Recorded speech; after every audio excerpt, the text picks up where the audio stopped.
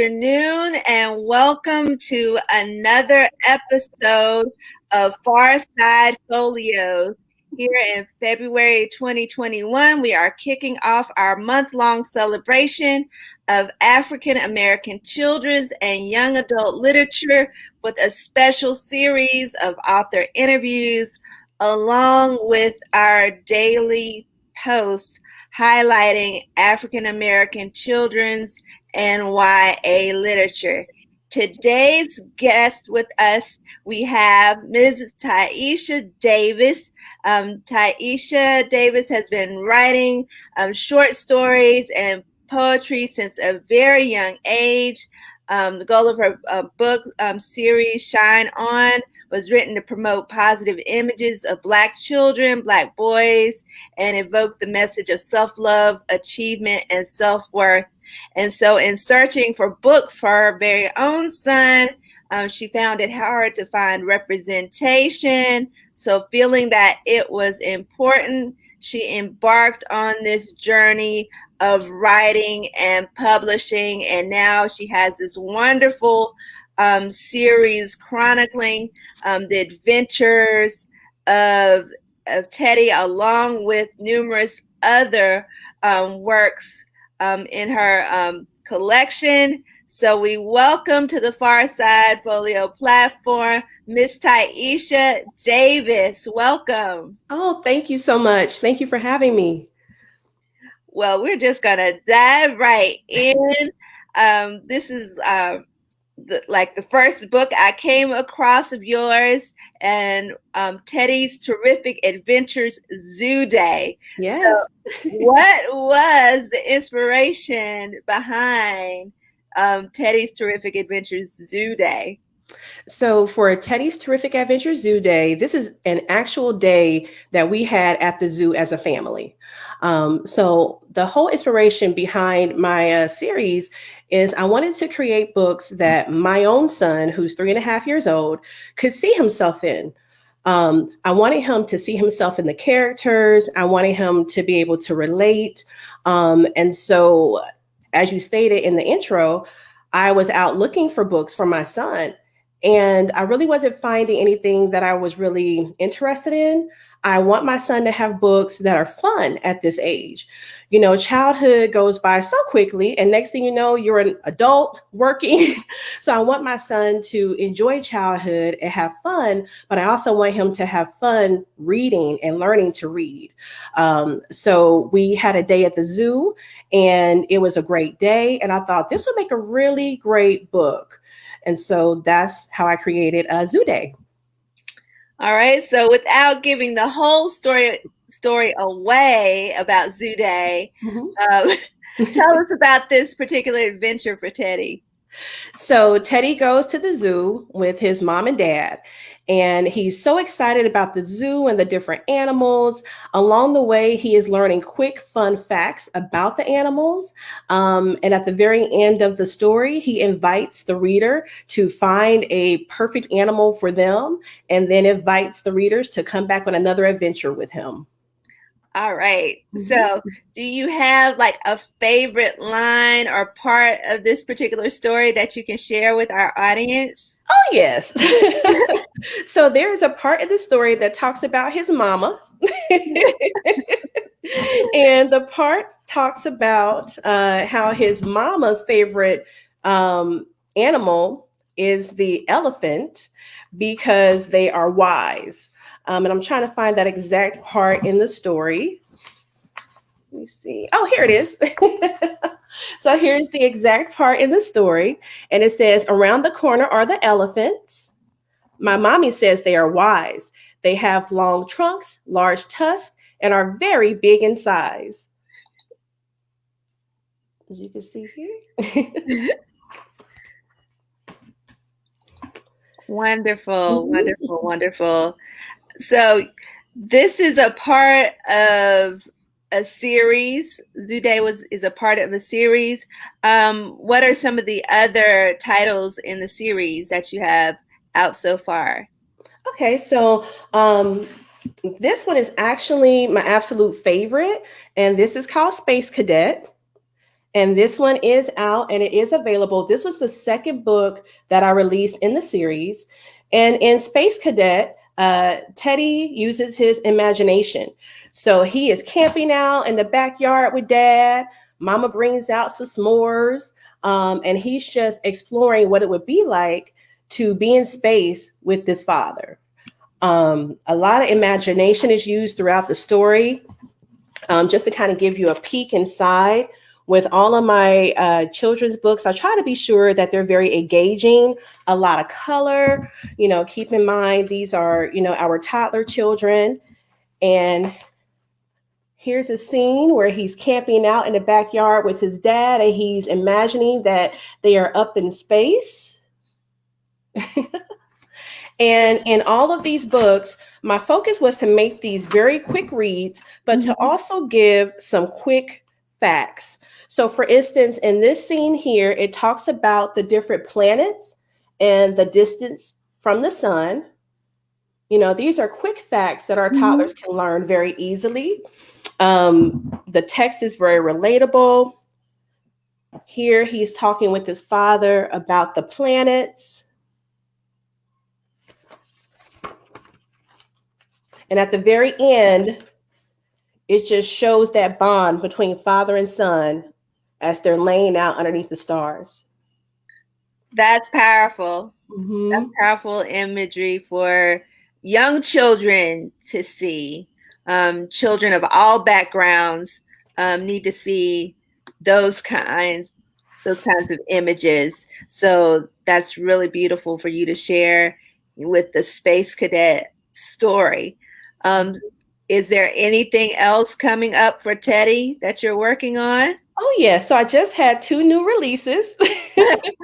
And I actually released these at the same time. This one is celebrating Black history. And it's called Teddy's Terrific Adventures Day at the Museum. And Teddy goes on an adventure with his parents to the museum to learn about Black history. This book was really important to me because I'm always about representation. In the very beginning, I wrote this poem, Dear Black Child.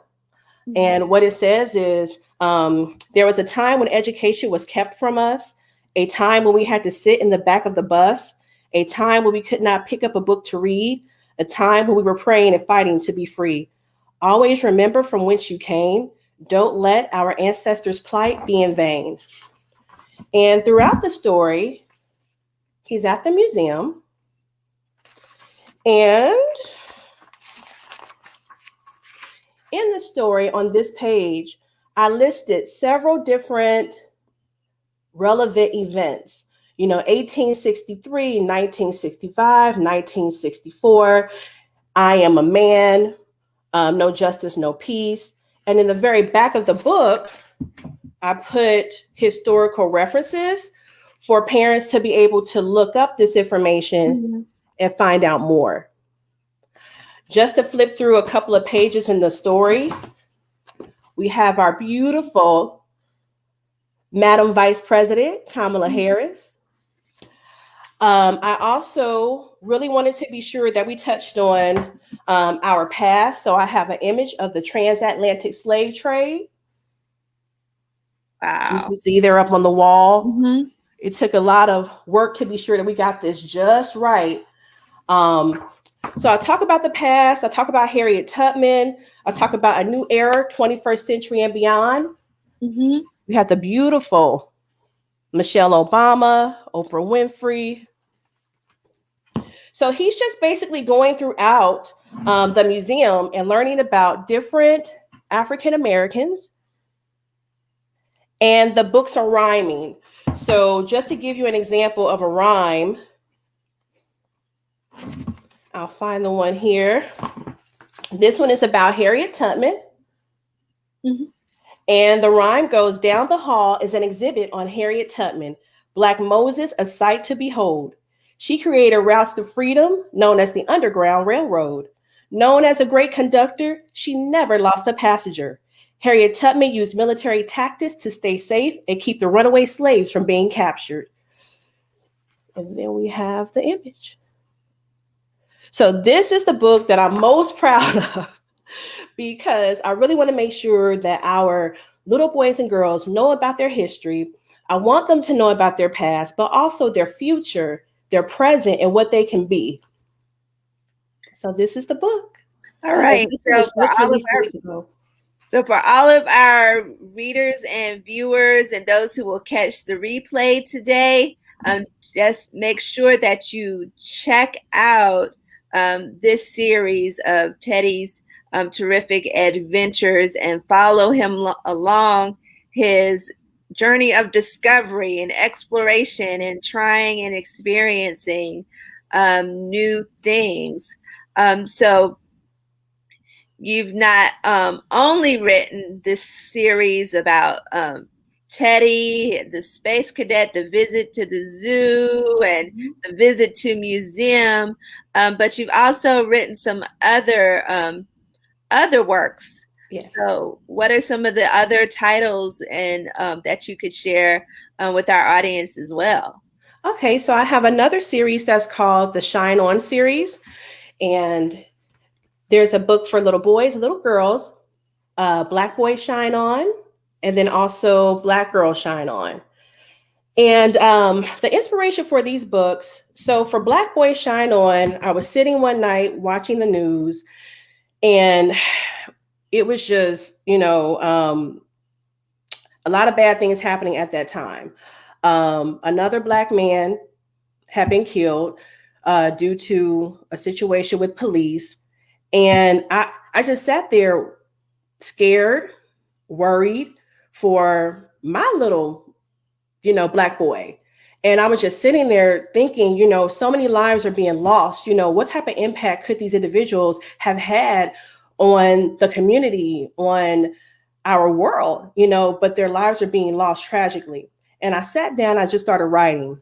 And that writing resulted in Black Boy Shine On. So I wrote this book, and this was actually the very first children's book that I wrote.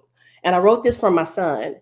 And, when he first got this book in the mail, oh my gosh, when he got it, he said, "Mama, that's me. That's me." And he held on to this book so tight. And for several nights at bedtime, because we always let him choose which book he wants to be read at bedtime, and he just kept choosing. He would say, shine on, Mama. But this book just talks about the beauty of our children and our culture. And it talks about their future. So it starts out letting our children know your future is bright. And I use the lighting there. Mm-hmm. And I also want to talk about the history. I believe it is very important to know where you've come from and the people before you and the things that they've done. So I included this here. And throughout the story, it talks about the beauty of our children. It talks about knowing your history. And again, everything rhymes.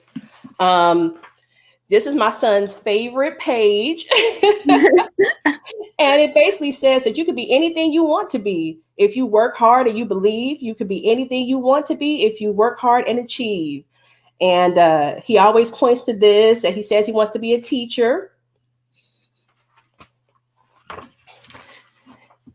And then I created this rainbow of all the many colors that we are, because I want our children to know you are beautiful. So this is Black Boy Shine On. And then Black Girl Shine On, I write poetry for adults.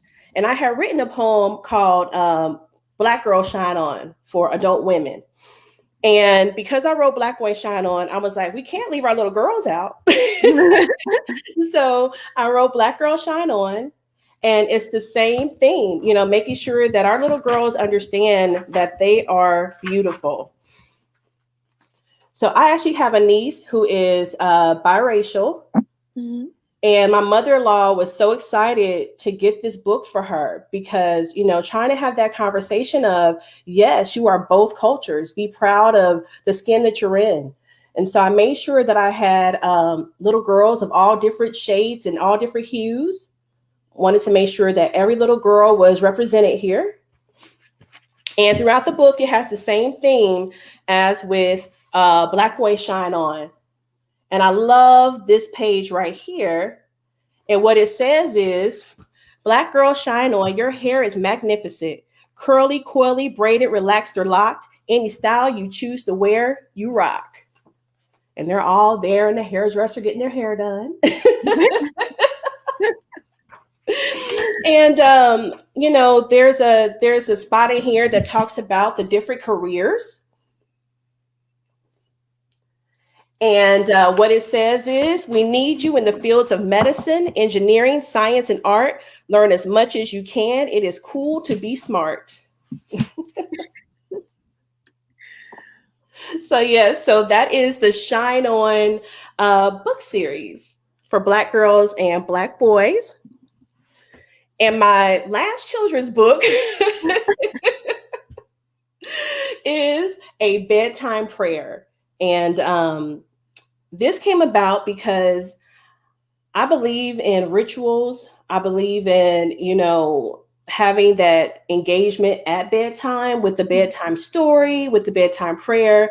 And we were using a prayer that I used as a child. And I thought about the words in the prayer. And I said, what is it that I really want my son to be praying about when he goes to bed at night? Mm-hmm. And I wanted him to be praying about other people, people in need, praying about his family. So that's where bedtime prayer came about. And with this one, I really wanted to be sure that I created that energy and that love and that spirit of God and also of prayer. So this is the image that represents God in the book. And the entire book rhymes, and it is about prayer and family. So this is one of the scenes. The little boy is praying. And if you can see, that image of God is around the family. Do you see that little circle there? Mm-hmm. That's around the family, showing the grace and the love throughout. So just to read a couple of pages. The story starts out by saying, it's time for bed, my mama said.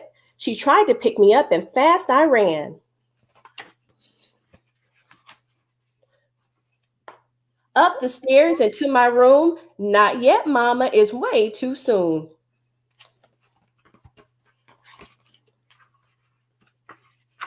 I'm going to skip past to a couple more pages to get to the actual prayer. So the prayer starts off, God is grace and God is love, creator of the stars above. Protect and watch over me as I sleep. I pray to you for rest and peace. And throughout the rest of the book, it talks about all the different things that he's grateful for. He talks about being grateful for his parents, his pets. He's asking God to protect everyone who is in need from people who are homeless. He's praying to God for unconditional love for them to receive. And at the very end,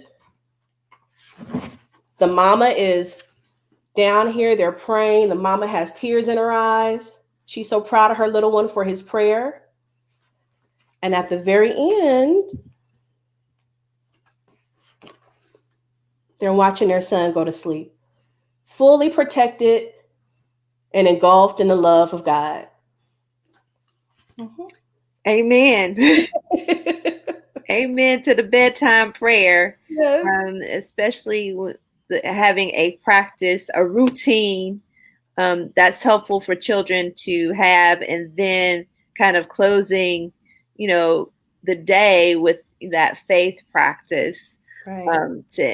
To engage in a time of prayer that allows them to make that transition to sleep, right? And a restful night, and look, quiet time for mom and dad. Yes. So that's beautiful. Gives us a new way of focus and teaching prayer to our kids with a different rhythm and a different pattern and a different content Right. message from the now I lay the now I lay me prayer that we might have learned, like I learned when I was a child. Same here. You know, Same here. now I lay me down to sleep. I pray the Lord my soul to keep. If I should die before I wake, I pray the Lord my soul to take.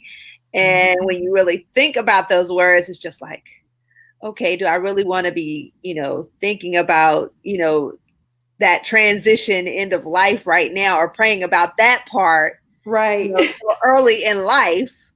Or is there another way that I can teach prayer and have it, focused on, my present, Right. and my present incorporate all the things that concern me that are happening in my daily life, as well as my future. And I think you've done that beautifully. You've Oh, done thank that you. Thank beautifully you. with that bedtime prayer.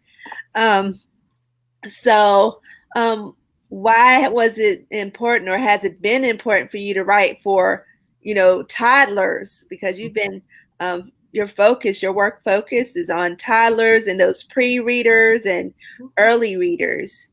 So why has that been an important audience for you? I would definitely say because I have a 3.5-year-old. And as my husband and I are looking at options for his education, and we're looking at things such as, what do we want him to know? These are the most important years, the most formative years of his life. We're very particular about what he is experiencing, what he's being taught.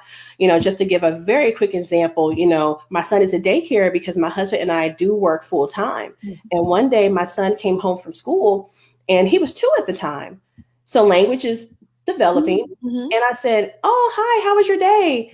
And he said, "Mama, I'm Black." And I kind of had that moment in Coming to America, when they found out that Arsenio Hall had lied about being the prince. And they were all like, "Who told you that?" That was kind of the moment I heard that. Not because I did not want him to know that he was Black, but at the age of 2, my hope is that they're not seeing color at this point. At this point, they're learning about social interactions, finding friends, how to communicate, language, letters, alphabet. And this was before I had written any of these books. And so that was a little concerning to me because I want us to have those types of conversations with him. So that's kind of what started me thinking about this. And, I went to a book fair and I was looking for books for him. And there was 2 Black books. One was by Taye Diggs and it was $17.99. And there was another one that was probably for like an infant child. And I just searched there for about 30 minutes and I'm going through the shelves and I was like, this is it? Where are the books? And I really wanted to spend some money on some books, And, we kept reading to my son the books that we had. We had purchased a few books on Black history, but they were probably around, junior high age. And I was like, I need something for my son to read now. I want to start now with teaching him about who he is, his culture, his heritage, confidence. But I also wanted him to be able to be engaged in the story. Have you ever sat down and read a book to someone and it's like you're reading at them? They're not actually engaged in what's happening. And that's what was happening whenever we would read bedtime stories to him or just read stories in general. Now when we read to him, he's constantly stopping us. "What's this, Daddy?" "Ooh, what's this, Daddy?" "That's me, Daddy." "Oh, that's the giraffe, Daddy." So that's my goal with these books, is that I don't want it to be, we get the book, we read it to the child. Okay, we're done. 15 minutes worth of reading for the day.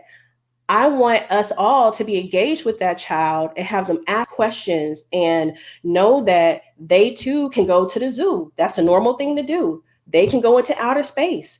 They could be a teacher, a doctor, a lawyer, a singer, musician. These are normal, natural things to do, not the exception for them being Black and brown children. So thank you for, really being intentional about the young audience, because representation does matter. And find as an educator and you go to book fairs, you're going to spend a lot of time searching Yes. for, leveled books that are appropriate for where they are developmentally, where they are language wise, where they are emotionally. And so to have a series of books available that speaks to them, that has that wonderful rhyming pattern, where the colors and the pictures are relatable and brilliant, is a bonus and a wonderful thing to have available. Now you've written this whole series. You got Shine On series. You got Teddy's Terrific Adventures series. You got the Bedtime Prayer. What are some tips that you could provide for young authors or those who may be aspiring children's authors?